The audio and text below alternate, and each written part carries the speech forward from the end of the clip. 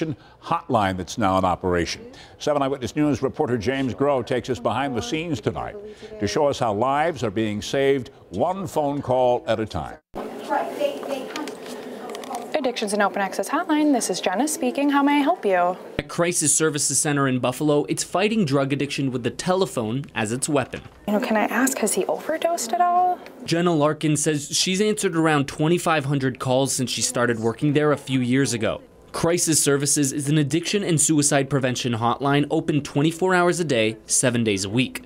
As the number of deadly opioid overdoses has dropped over the past 3 years in Erie County, employees say it feels like they've played an integral part in that. A couple years ago, there wasn't a hotline or any other resource where folks could call to just get that information on what do I do? This is happening to my son or my daughter. Their hotline received roughly 2,000 calls last year, or about 40 calls a week from people seeking help. Is he interested or does he want to go to treatment?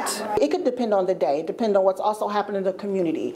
When there's a spike in maybe overdoses that has been reported on the news. That number has been steady over the past few years, although they do see spikes in calls when there are reports of multiple overdoses in a short period of time, like at the beginning of this year when there were 9 overdoses in one weekend.